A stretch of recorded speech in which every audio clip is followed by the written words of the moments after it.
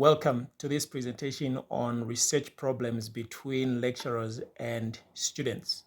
There are four issues that I consider to be very important when it comes to research supervision.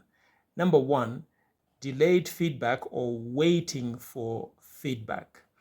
This is one of the most frustrating things for students. The system understands that lecturers are busy people. They have conferences to attend, they have classes to teach, they have meetings to chair, and they have all kinds of engagements that take them away from the supervision process. And this is a normal part of the research process. However, this can be frustrating for a student who is waiting for feedback on a particular chapter or section of their research. Without timely and constructive feedback from the supervisor, the student will not know what to do. They will just keep revising what they are revising in circles.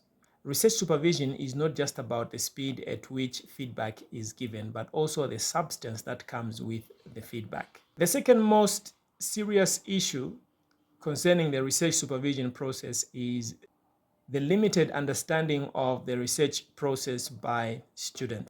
Students begin their research with enthusiasm and a lot of motivation.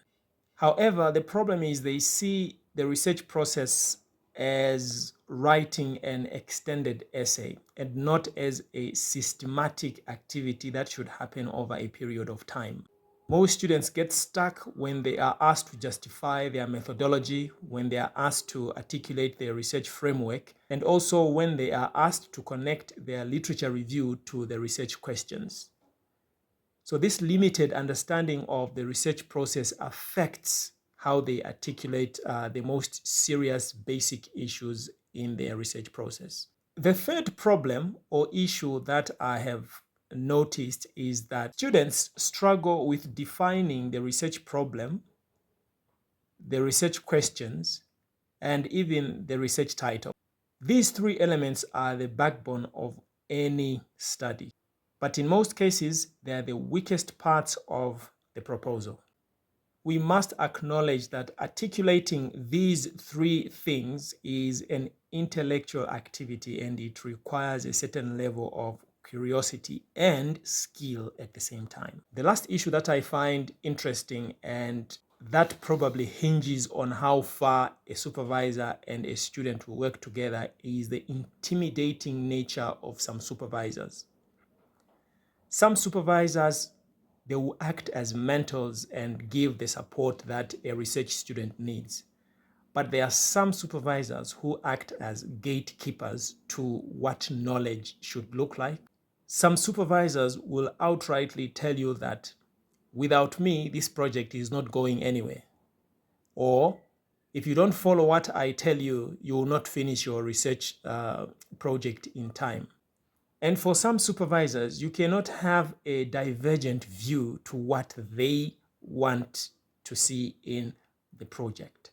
Students will begin to see this as a difficult task to attain that only a chosen few can do. So to have a better supervisory experience, three things that we can mention. Supervisors also need institutional support, such as having manageable loads so that they can attend to their students, reducing on the number of other students that they are supervising, and maybe also giving some incentives to ensure that they follow through with the process.